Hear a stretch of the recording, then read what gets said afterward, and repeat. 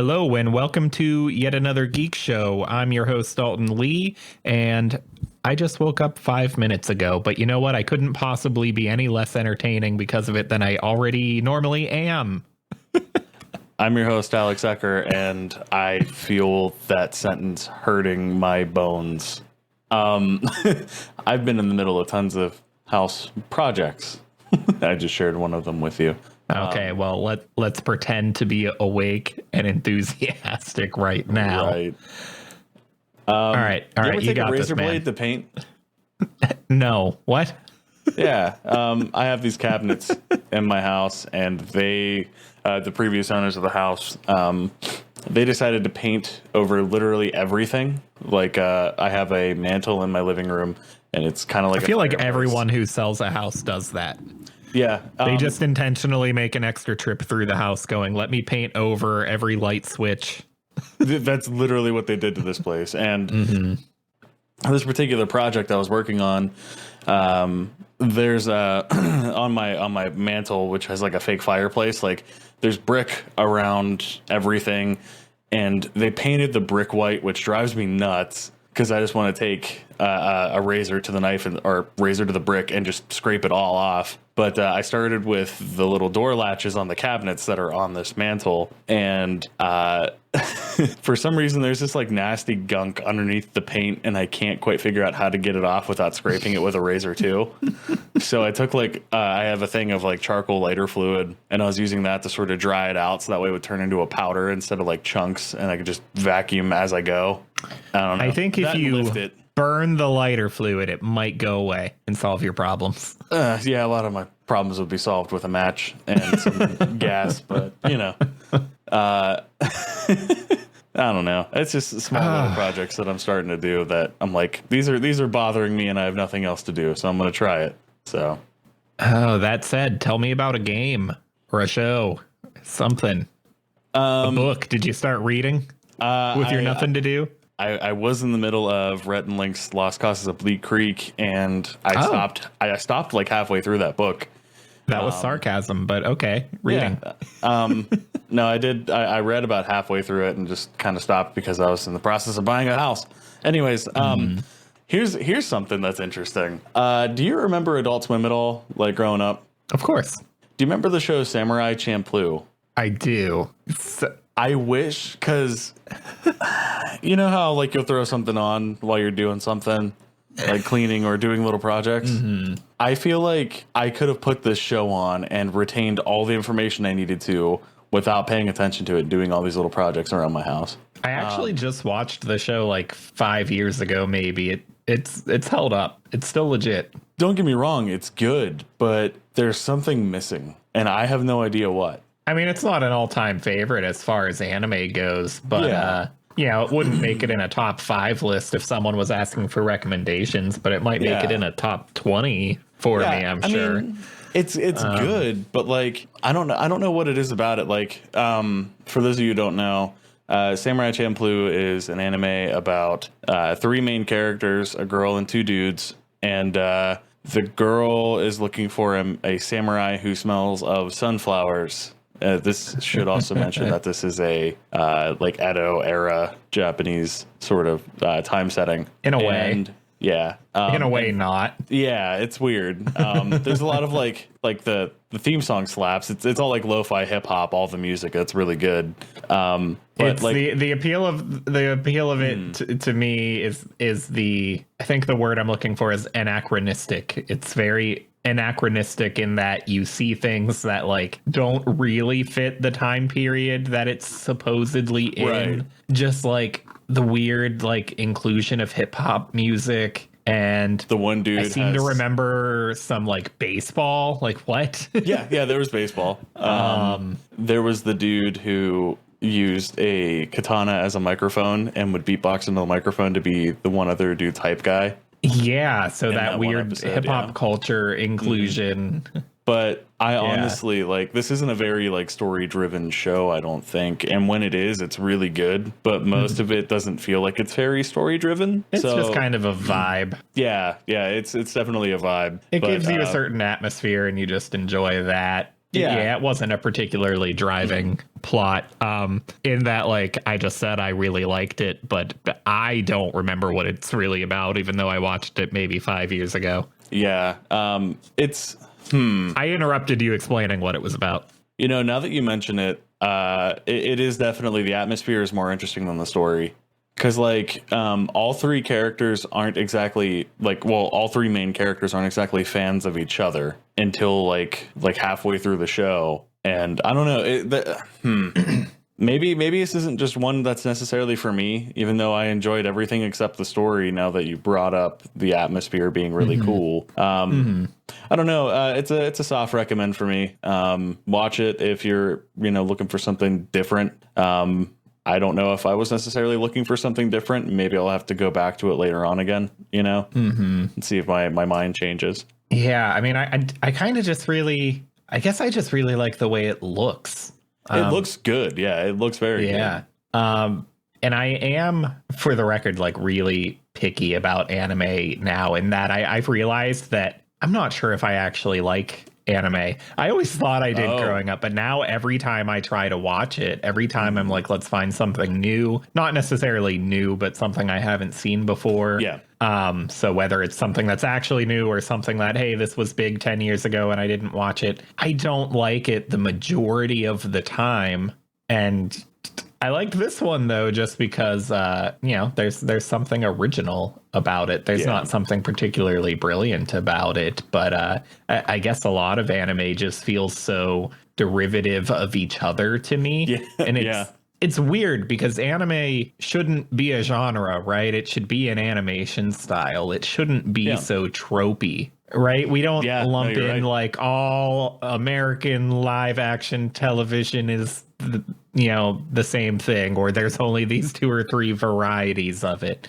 Well, we don't talk about the American live action adaptations. I meant our original works, but yeah. You said live action, I'm pretty sure.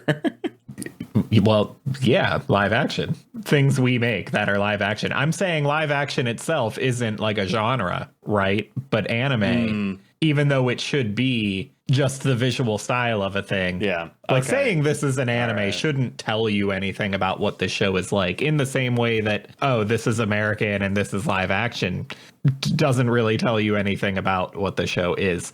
Yeah. But even though it shouldn't be a genre unto itself, anime is just so tropey and so samey, and so much of it has like, I know the word's defining a particular visual style, but there's still so much overlap of things looking just like each other. Yeah. And so this is one of the handful that manages to stand out and look a little different. And it just isn't really, as far as I remember it from when I watched it, it's just not so tropey. It's just not so the same thing as everything else. Yeah. Okay. I can see that for sure. I keep trying new things and watching like 2 episodes and going, okay, I get it. I see what this is, and I don't really need more of it. Right. So I played pretty much the definition of a classic, which is the original Donkey Kong. Okay. Via the emulation service on the Switch. So the NES version, not the arcade version. I don't happen to have an arcade machine sitting around in my apartment. And I went back here because I was kind of... I've been getting my wife to play video games with me more often. She's not into video games, but I've been getting her to try it more often. I don't know what would make me think that Donkey Kong would help convince her that this is the hobby for her. But the idea was I was secretly giving her a Mario history lesson. So the idea was we'll play Donkey Kong for a little bit. Maybe I'll casually mention that this was the first game he was in, and then we'll play the original Mario Bros. For a little bit, and I'll just casually mention that, oh man, this predates even the NES. This was actually on the Atari and in the arcades before Nintendo was making their own consoles. And then, and then we'd move on. to Super Mario Brothers. And we didn't go that route. She's actually been playing Kirby instead, which we'll talk about when we start spotlighting. But nonetheless, we were playing Donkey Kong, and I realized that I've never played further than 2 levels into Donkey Kong because, I mean, I know that throughout the decades of knowing what an emulator is, I've opened it up a handful of times and I can easily get through the first level, but I've never taken advantage of save states to try to see the whole thing. Yeah. And cheat in any way to just see what the rest of the game is like. I don't know why. I just never felt compelled to do it. But I'm sitting there and I'm like, all right, I'm at the beginning of what'll theoretically be a Mario marathon. Maybe I got to actually beat this thing. And I discovered that, like most arcade games at the time, it just loops infinitely. You can't actually beat Donkey Kong. It's like Rampage. Yeah, you can see each level of it, but it just starts over afterwards. And it's actually only, I think, 4 levels long. Although the NES version is missing one of the 4 levels. Yeah, so there's really not a whole lot there. That makes sense. It is an arcade game from the 80s. But as for whether anyone should go back and play this, on the one hand, yes, you should, because it's important and it's not going to eat away hours of your life. Like, just for the research aspect of it, you should know what this game is and see what it did. Like, it kind of defined the platforming genre as we know it. Right. But as for, like, are you going to have fun?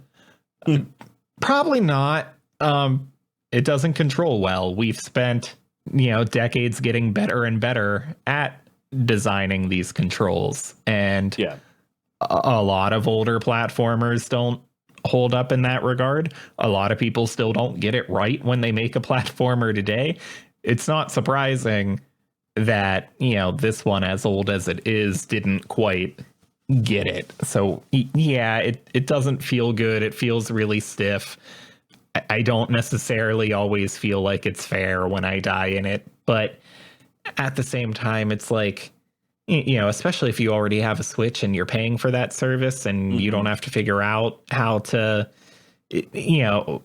work an emulator on your own and obtain it illegally yourself, or I don't know. I'm sure there's some other legal collection that it's a part of, but my point is it's easy to access.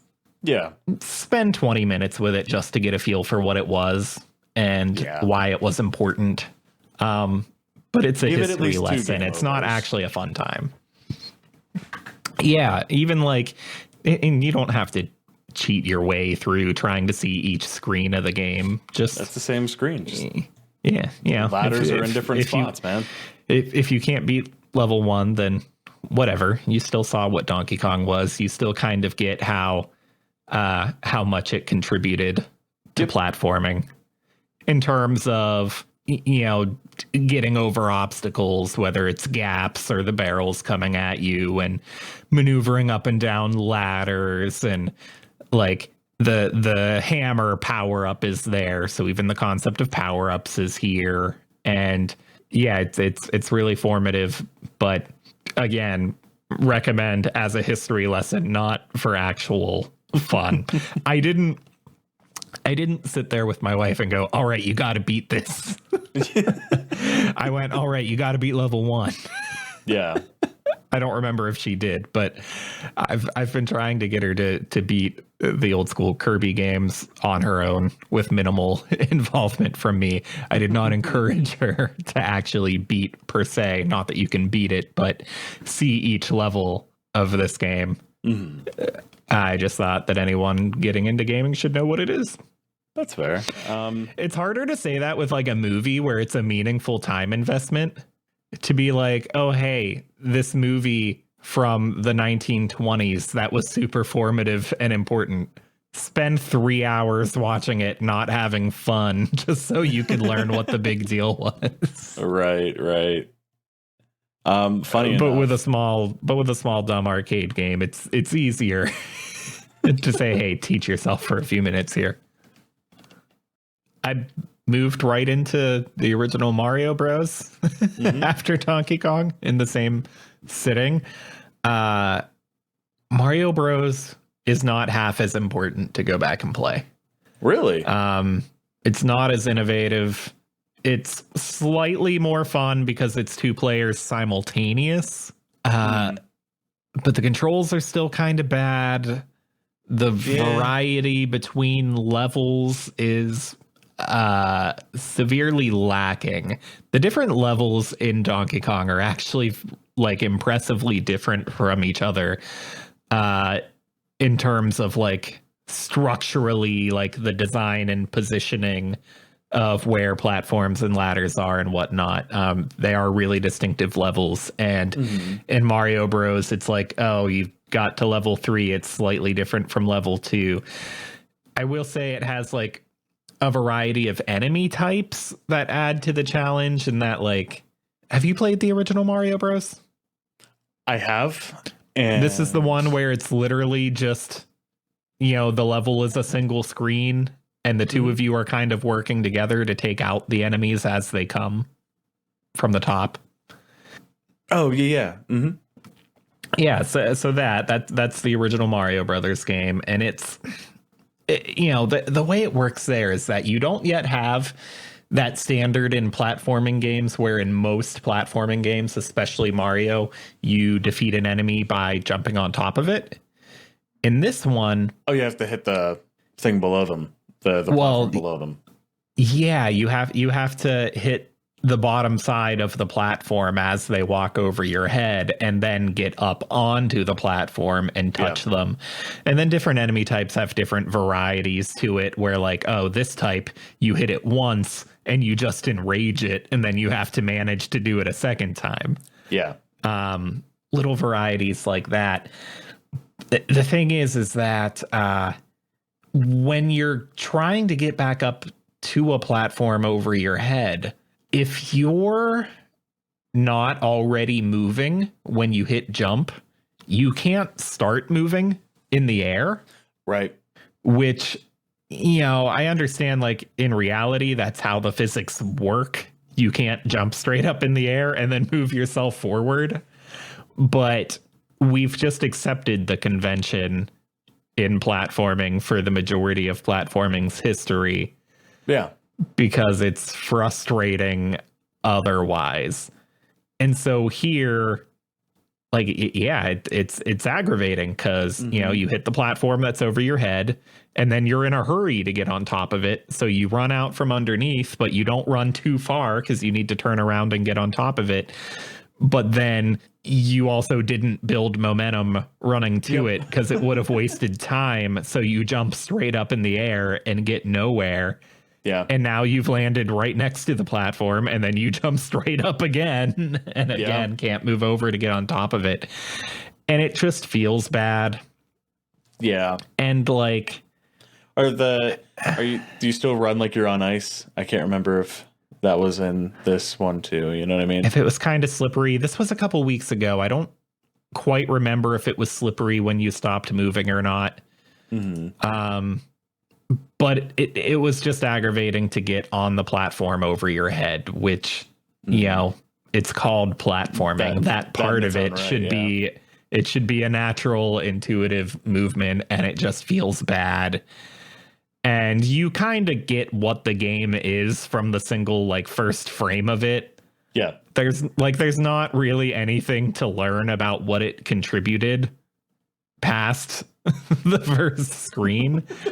And, like, there is some Mario iconography there. Like, there's coins. Yeah, there's some recognizable enemies. There's some green pipes. There's Mario and Luigi, even though they're not as distinctive from each other as they would become a little while later. But again, you see all that kind of immediately, and it doesn't actually contribute much to, you know, maybe people who were there at the time would disagree and say, no, here's this thing you're not picking out that made it really distinctive and innovative. Right. There's nothing I'm seeing looking back at it that makes it particularly important other than just technically being the first game with Mario in the title. Okay. Like Donkey Kong, it wouldn't do you any harm in just going back and playing it for 10 minutes to see what it is out of curiosity, but it's also way less important to do so, right, and not really fun. So this isn't really a recommend for me. Don't care for Mario Bros. Interesting. Anything else for you? I didn't really have much else. I did grab 3 more questions off of that questionnaire to annoy you with, so people can learn more about you and I. Oh, okay. We will start with the one that I know is going to be challenging for you because you are the pickiest bitch boy I've ever met. If you could only eat one thing for the rest of your life, what would it be? Oh, fuck me. Figured that was going to happen. Fuck me. So, does that... You know, I have to dissect the shit out of the questions. So if someone answers like chicken, is that prepared in one single way all the time? No. Or do you get the variety of chicken? If you say potato, do you get the variety? Okay, how about potatoes? We're going to exclude pizza from this because there's way too many different toppings for pizzas. But for potatoes, there are different ways that particular item can be prepared, like diced, cubed, fried, mashed. See what I mean? The answer was going to be pizza. I figured it would be, you know, you and your straight white maleisms. Okay, so assuming that health considerations are aside and we don't have to figure out what's the single food product that could keep you alive the longest on its own. Yeah. It's not a matter of life or death. Just pick your favorite thing that's not pizza. Is it too vague to... No, I'm answering this question properly. Is it too vague to say pasta?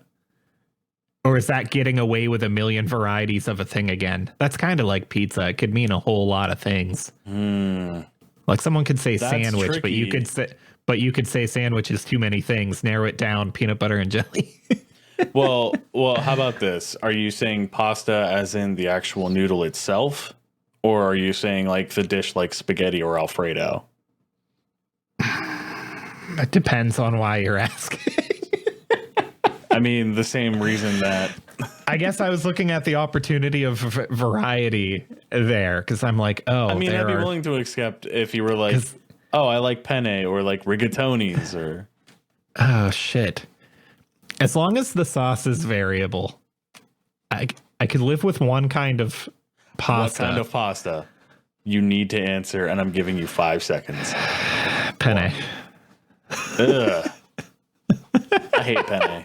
It's like my least favorite. The shape of penne is gross. I don't know what it is, man. I just don't like penne.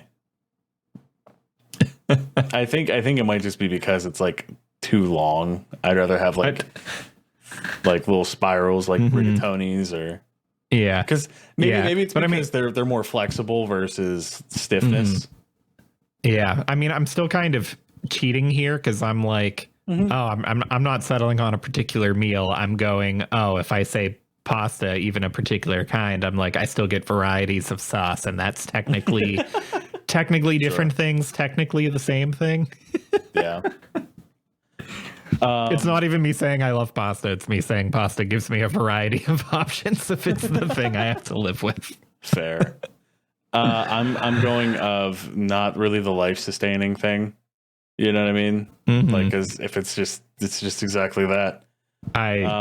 We have to ignore that aspect because there's nothing. Man. There's nothing you could literally live on. There is not one food, any one food that you can. Well, if you eat enough carrots, survive on, really. Continue. I would have to say taco. Oh, that's Like- good. Like specifically beef. Like, cause like beef tacos. Like red meat's probably my pass. favorite. Really?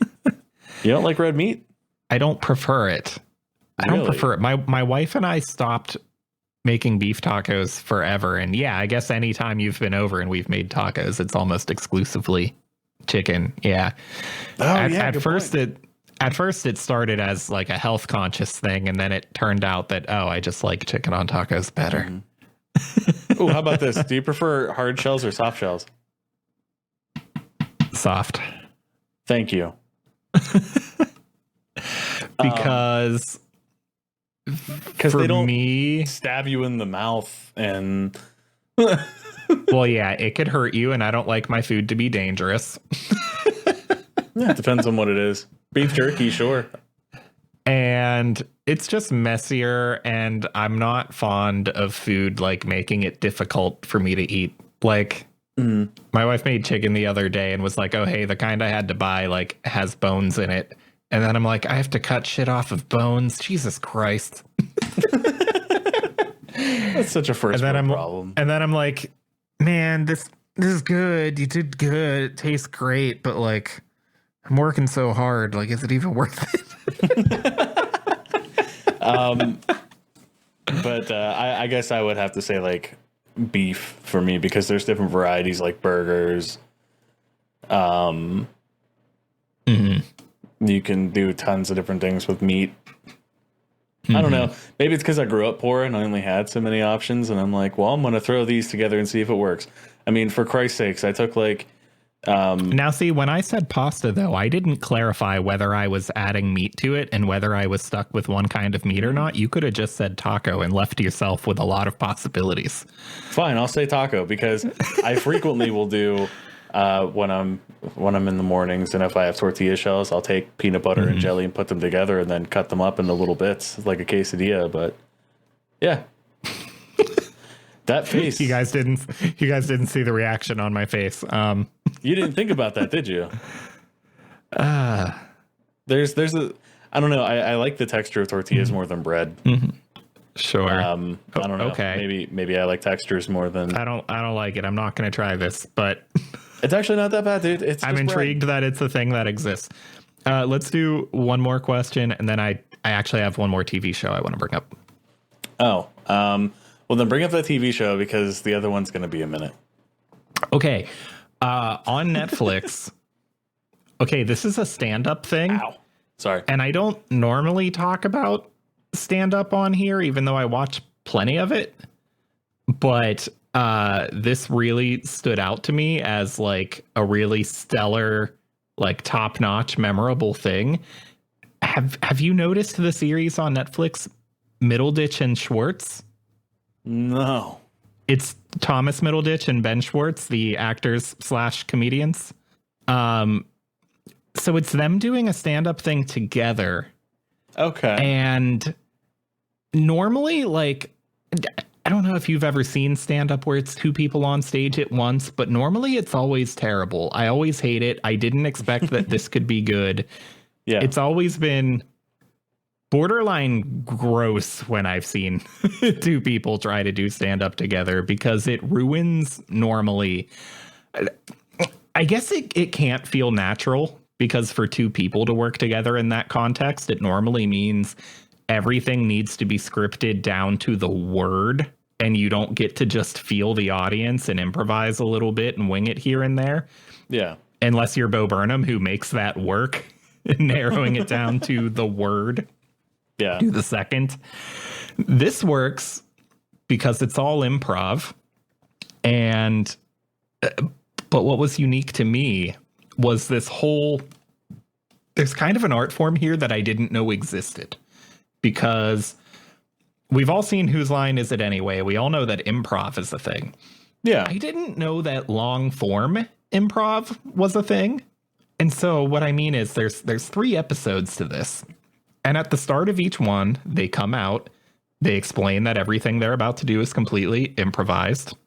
And then they kind of throw out the question to the audience. They're like, what's something coming up for you that you're kind of excited about or nervous about? A really vague question. And people will shout out something like getting married, finals at school, something like that. They'll hear a few of them shout it out, and they'll call out like the person that said it. They'll be like, okay, tell me about this wedding coming up. And they'll let this person just spend 5 minutes talking about the bride and the groom and how everyone involved in the wedding knows each other and a bit of history. And they'll listen to them talk for like 5 minutes, and they go, okay, we can work with that. And then they spend the next hour improvising a story around that wedding. Oh, that's awesome. So one single prompt from the audience at the beginning, they dissect it and absorb what they can for 3, 4, or 5 minutes, something like that. And then they improvise that one single story for the rest of the show. And for all 3 episodes, I don't know if they like filmed more than this and picked out their favorite ones, like the ones that went the best. I don't know if there's misses here and there that we're not seeing, but I was blown away that all 3 episodes are hysterical the entire way through. Just I'll have to give it a look. Consistently the whole way through. You said this is Ben Schwartz and Thomas Middleditch. I know Thomas Middleditch. Yeah, that's Ben Schwartz. I know Thomas Middleditch as like kind of the main character on Silicon Valley, but I think you saw that Zombieland sequel. Yeah. And so you would know him as the counterpart to Jesse Eisenberg's character. Oh God. Yeah, okay. It's that guy. And I didn't know these two were friends. I didn't know these two did stand up. I definitely didn't know they were improv comics. But it was better than the overwhelming majority of not improvised specials I've ever seen. Huh, cool. So, yeah, impressive enough that I'm bringing it up here, and I don't normally talk about stand-up at all, but this is something people should see. I think people need to know that long-form improv is a thing, and I haven't dug deeper into it to see if it's always this good or if these two are just particularly skilled at it. Yeah, when you dive more into it, you'll have to come back with more.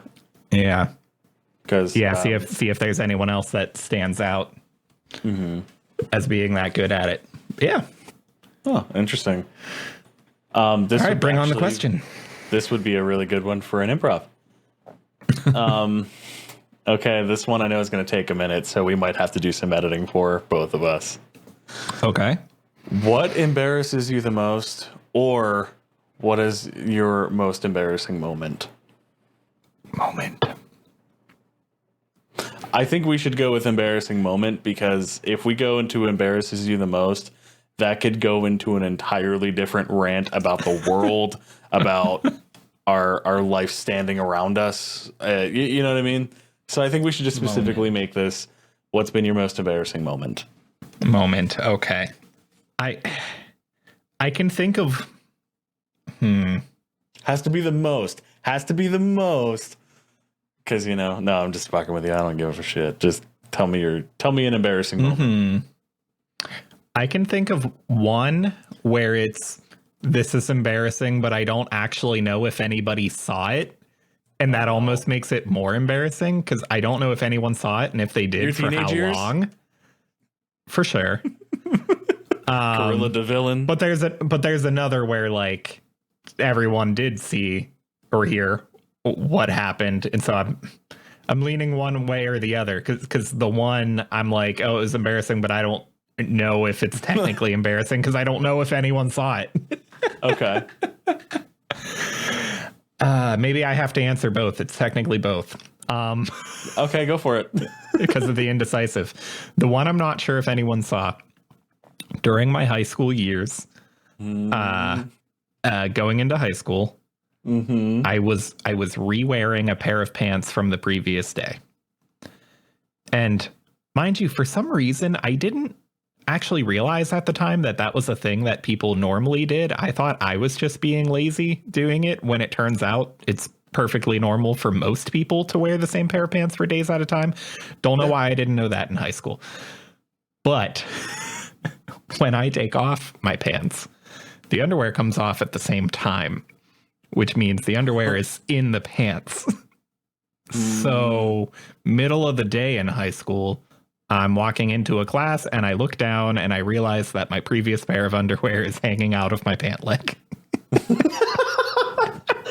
did I not know this story before? I grab it and I shove it in my pocket, and I don't know if anyone saw it. And if they did, I don't know if it was there falling out for like a minute or if it had been there all day. No idea, and I will never know. So that's embarrassing, assuming anybody saw it. Yeah. The one I shoulder checked my mic. I laughed so hard. Whoops, sorry about that. The one that's definitely embarrassing is that I was this is also teenage years, maybe 14, 15. Mm-hmm. And I'm at an amusement park that is semi-local to us, and I'm there with a lot of people, my immediate family, but also like friends of the family and their extended family.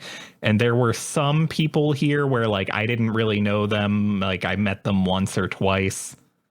They're just people I know, yeah. And I haven't gotten the feel yet for like who's related to who's just friends of who and whatnot. And there's a particular guy here who I had met him just enough times to give him, like, to have the perception of him that he was a guy that would just hit on anybody, that would just flirt with anybody, and was just constantly like, that's where his mind was. Yeah. And so there was a moment where, like, you know, when you're hanging out with a whole bunch of people at once, you kind of break up into smaller groups. So maybe there's this group of 4 people, and then 10 feet ahead, there's this group of 4 people. You're all the group, but you click together. Yeah. Yeah. So he's like walking away from us in the back and rushing up to the people in the front. Mm-hmm. And he's getting the attention of a particular woman in the group in front of us. And I made a joke, something along the lines of, what, are you going up there to flirt with her? Something like that. Mm-hmm. Remind you, I just acknowledged I didn't actually know who people were. And it turned out that was his sister, and I just didn't know. Oof. Ooh. Ooh. So you just you had these little hidden connotations that, oh, this guy seems like he's flirting with everyone. And then you just projected your own feelings onto him. So he, like, oh, that's tough. He made a face at me like it was a really gross question to ask. Yeah. And I had to think about it for a little while. Like, no one called me out and said why it was weird. I think everyone thought I knew the relation, and I didn't. And so that's even worse, because that means everyone thought I made that joke knowing the relation. So I had to sit there and, like, think about it for a couple minutes and be like, why was that so disturbing to him? He is a flirt. That is what he does. And then I figured it out like several hours later, and I'm like, oh no. Oh, that's rough. And I don't know if anyone remembers that I said it. I don't know if anyone ever thinks back and goes, oh, hey, that time like 12, 13 years ago that Dalton made this weird comment. What was that about? Right. But that one haunts me pretty good. I have one in particular that I'm going to save. I have one that just came to mind because you brought up my high school years. I mean, both of these took place in high school, but the one, like, it was like a small group, and then the second one, like, definitely everyone knew. Okay. The first small one was I used to do soccer, like going from, you know, middle school to high school. And it's around the time I started growing my hair out, and I wasn't old enough to have a beard. And do you know what I mean? There were laws against that. Yeah. Well, you know. Must be 16 to grow a beard. Must be. Have to be. And I was like 15, 14 when it started happening, but it's like 12, 13, somewhere around there. And I went to one of my soccer player teammates. They had a party at their house, and this girl that had a crush on my friend, she had walked up not knowing that I was a dude. And when you're younger and have longer hair, no matter what, you look like a girl unless you have like severely masculine qualities about you. And I was been there. I guess I had more of a gentler face and rounded features on my face when I was that age and had longer hair. And links to images in description. Fuck you. No. But I'm drinking a Sprite, sitting by my friend. We were talking, and this girl who clearly had a crush on my friend walks up and goes, "Is that your girlfriend?" And I immediately had Sprite come out of my nose, which burned like shit. And this is at the time when like your voice starts changing. Yeah. But I had the fortunate position of not having the super cracky voice. One day I just kind of woke up and it like went down a little bit, and then it kept going down gradually as the year went. And I looked at the girl and I'm just like, no. And she bolted. I don't think really. Yeah, I don't know, man. Do I look? I'm a girl. But the thing was, at the same time, when I shot all the Sprite out of my nose, you can imagine everything came out with it. Like that was in my nose. Okay. And I just looked like a mess for like a whole like 5 minutes till I found out where his bathroom was. So on top of being called a girl, you just immediately leaked face all over yourself. all over my face and everything about me. It was disgusting. But the other one I'll leave up to you. Are we okay with gross potty humor on this show? Like poop? Sure. Okay, because this actually kind of pertains to you in a way. I'm concerned that it's bad enough for you to warrant checking in advance. No, it's not that bad. When we were in our band, we had a weekend where we had practiced the full weekend, Friday, Saturday, Sunday, and I was in high school at the time, so I'd have to go to school the next day. I don't know what I had eaten. Okay. It was either I had eaten something that was violent or a lack thereof, which made it worse. But okay. We went a little hard in the paint on that weekend, and I felt like garbage. My body hurt just from, overexertion. Sure. I went to school, did not feel good, and maybe I want to say it was a lack of food, because when we're practicing, we're not thinking about food, we're just thinking about being in the moment.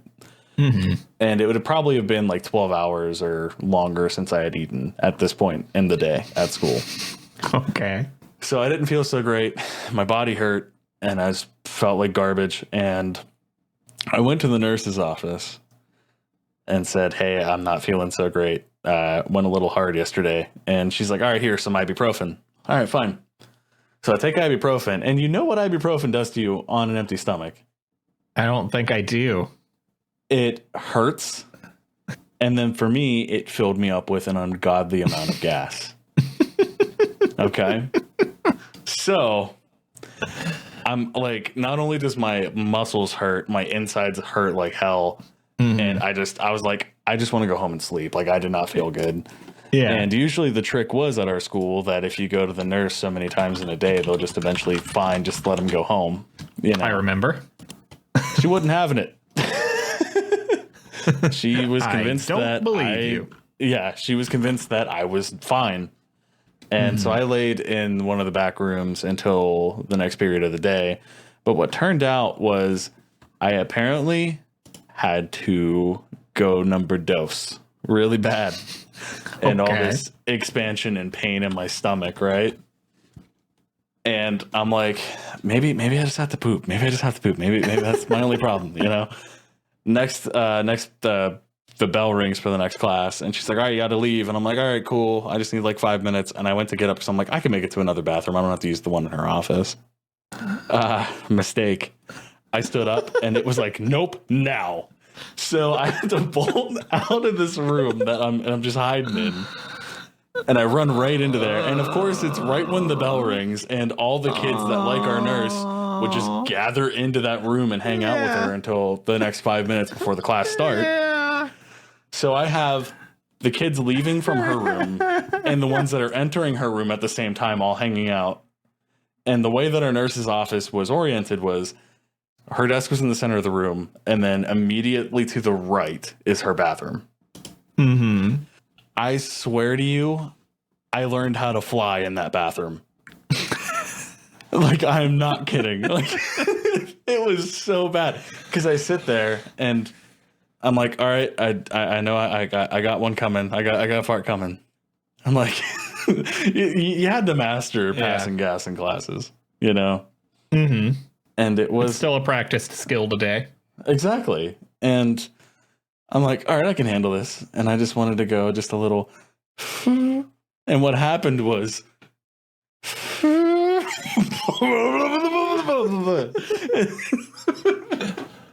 And like, it was like 5 minutes of that. And then like the dust clears and it gets quiet and I don't hear anybody right beside me in this barely paper thin bathroom. Yeah. I just hear nothing at all. And I'm sitting there and I'm like, oh man, they heard that. And I start laughing. And as I'm laughing, it's contorting my body in a way that it's like, hey, you got all this pressure. It's going to go when you laugh at the exact time. Yeah. So all you can hear is me laughing and a duck somewhere in this room. just talking along with me at the same time in unison. Oh. I had to wait halfway through that class period for everyone to leave there, and then I fucking bolted. Yeah. It was so violent and not friendly. I in college actually skipped several classes because I would be in the restroom having those experiences as it's almost time for class, and other people would come in the bathroom, and I'm like, I can't do this full blown until these people leave. Right. Oh man. I think bathroom etiquette, like you're gonna be one of two people in your life. You're gonna be the guy that's like, oh no, I don't want people to hear me, or you're gonna be like, I hope they heard that, man.